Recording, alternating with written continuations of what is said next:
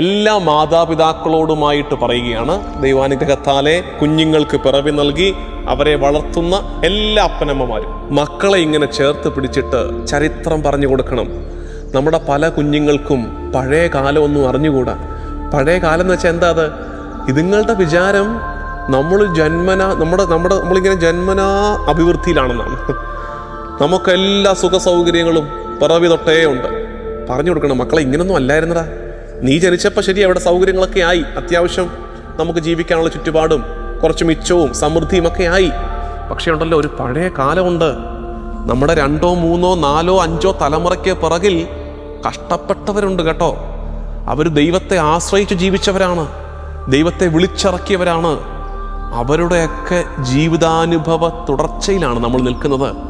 ചരിത്രം പറഞ്ഞു കൊടുക്കണം കുഞ്ഞുങ്ങൾക്ക്. നിങ്ങൾ പെട്ടെന്ന് അങ്ങോട്ട് പൊട്ടിമുളച്ചൊന്നും അല്ല. അപ്പോൾ ആ ചരിത്രത്തിൻ്റെ പശ്ചാത്തലത്തിൽ കുഞ്ഞെ നിനക്ക് ചെയ്യാനൊരു ദൗത്യമുണ്ട്. നമ്മുടെ കുഞ്ഞുങ്ങൾക്ക് ദൈവവുമായുള്ള ബന്ധത്തിൽ നിങ്ങൾ ഈ ഭൂമിയിൽ ചെയ്യേണ്ട കാര്യങ്ങൾ പറഞ്ഞു കൊടുക്കണം. നമ്മൾ കൊച്ചിനോട് ഡോക്ടറാകാൻ പറയുന്നുണ്ട്, എഞ്ചിനീയർ ആകാൻ പറയുന്നുണ്ട്. ദൈവം തമ്പുരാനുമായുള്ള ബന്ധത്തിൽ കുഞ്ഞെ നീ എങ്ങനെയായിരിക്കണം, ആ ബന്ധത്തിൽ നീ ഈ ഭൂമിയിൽ എങ്ങനെ ജീവിക്കണം പറഞ്ഞു കൊടുക്കണ്ടേ?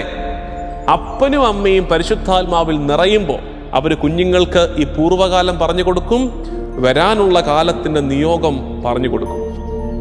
അത് ചെയ്യണം.